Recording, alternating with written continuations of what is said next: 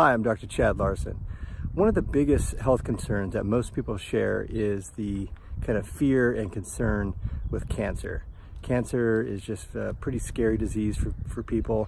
There's so many different types of cancer, and most people know somebody who's gotten cancer, and it's just kind of a scary disease.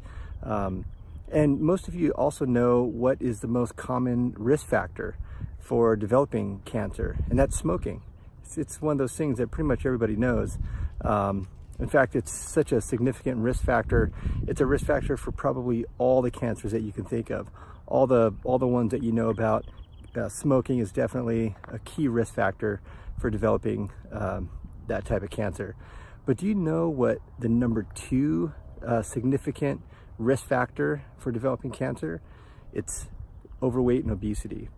Obesity is a really significant risk factor for developing cancer, and a lot of people don't really know about that. They just think about the big ones like smoking, and maybe other things like alcohol and certain drugs and medications, things like that. Could put you at risk for developing certain types of cancer. But obesity is number 2, and it's actually closing in pretty quickly on smoking. And the reason why is because smoking is actually at kind of a downturn right now. Smoking is decreasing as the years go by, with a lot of different, awareness campaigns around smoking and the risk factors that smoking has, and different labels and things like that. Lots of education that has gone out there about smoking, but there is the issue of vaping, which is kind of an open issue at this point. We don't really know how vaping, so that's not really, kind of part of the discussion at this point yet. But I guarantee vaping is going to cause something health-wise. I think we just kind of don't really have enough time to really know what that's going to be, but it'll be something. But anyhow, back on topic is cancer, and obesity and overweight is number 2. So some researchers and kind of experts in the field suggest that within the next probably 5 to 10 years, obesity is actually going to take over smoking in the number 1 spot as a risk factor for cancer. So this is something that we need to be aware of. First of all, we need to know if we're obese or overweight. And then we also need to know what is it about obesity or being overweight that is the risk factor. Like, what is going on that it makes overweight and obesity a risk factor for cancer? And so we'll talk about that a little bit today. So first of all, what is obesity? It's kind of the standard definition using the body mass index, the BMI, which is a pretty unsophisticated measurement of body weight. It's better than the weight scale. The weight scale doesn't really tell you anything about body composition. The BMI does a little bit better. So basically, if you're over 25 in the BMI, you can just very easily look it up. There's lots of charts that you can just look up in 60 seconds online and find out what your BMI is. And if you're over 25, you're considered overweight. If you're over 30, you're considered obese. And this is okay, but it doesn't take into account body composition or kind of fat distribution, because one of the biggest kind of thoughts or explanations as to why overweight and obesity is such a significant risk factor for cancer is visceral adipose tissue, VAT. VAT is belly fat. Belly fat isn't just kind of a deposition of fat in your midsection. It's like a metabolic it's like a metabolic kind of inflammatory organ that is producing all these inflammatory chemicals and hormones that set a whole cascade of events in the system. And so what the experts theorize is that, not only theorize, but a lot of this has been proven in literature, that when there is excessive body fat around the midsection, and I'll define kind of what is excessive in just a sec, that it creates a lot of hormones that can disrupt other hormones. And it could also create lots of different inflammatory chemicals. And we've talked in past episodes about the effect of inflammatory chemicals on, multiple organ systems, including the brain, including the heart and cardiovascular system. But now we understand that it also is a risk factor for cancer. And so what really is constituted as an excessive amount of belly fat. And that's a simple waist to height ratio. So you just take a flexible tape measure around the level of your belly button, and you measure how far it is around your waist, and then you take your height. And just as a quick aside, it's not the height that you tell people you are, because oftentimes we're a little bit off with that. Actually measure what your height is in inches or centimeters, doesn't really matter.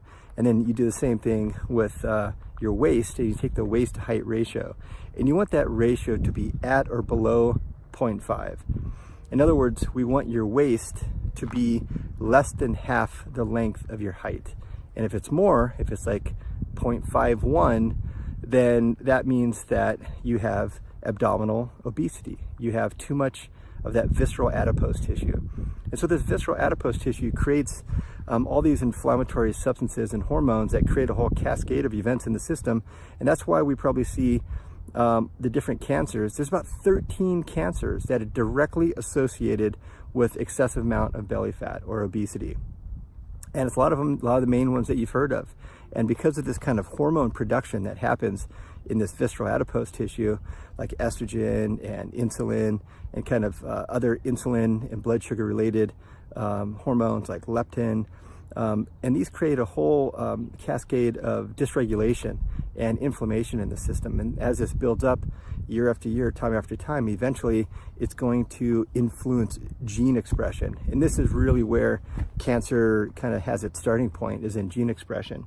And so what do I mean by gene expression? In general, there's certain genes that could get expressed that puts you a step closer to cancer production. And these have names like mTOR, mammalian target of rapamycin, mTOR, and also HDAC, histone deacetylase.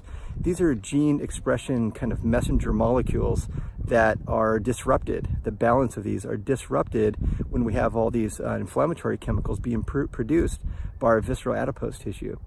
So with all the eagerness that people have for preventing cancer production in their system, this is something that they need to really put on the list, because it's one that, you know, even now it's at a very close second to smoking. And like I said, many of the experts agree that it will eventually take over smoking in the #1 spot as a risk factor for cancer.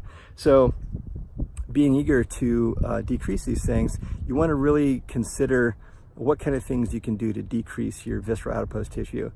We've had many episodes in the past where we address this kind of thing. And we talked about that hormones are kind of at the top of the pyramid of things that really are involved with what we call fuel partitioning. Is your body in a fat burning mode or a fat storage mode? And things like insulin and cortisol. And we can, look back at those other episodes and we take a deeper dive into it. But I just wanted to bring it to your attention in this episode that overweight and obesity are really, really key significant risk factors for 13 different cancers. And a lot of them, the ones that you've heard of, like, prostate cancer, ovarian cancer, breast cancer, some of the really, really common ones that you or somebody you know have had these cancers, and they're common, they're very significant, and they're increasing. And with obesity and overweight increasing year after year, the related cancers are going to continue to increase until we start to make these changes. So as good as the whole kind of smoking campaign, smoking education campaign was, we need to have a similar campaign for obesity and overweight, especially with regard to the kind of fat that gets accumulated around the midsection, that belly fat. So start to consider some of the strategies that it takes to decrease this. Waist, measure your waist to height ratio, very, very simple measurement. And if you're above 0.5, start to take these steps so you can really decrease this very, very significant risk factor for cancer. So hopefully that's helpful. I'll keep reading the studies and bringing you the information. Until then, keep it real.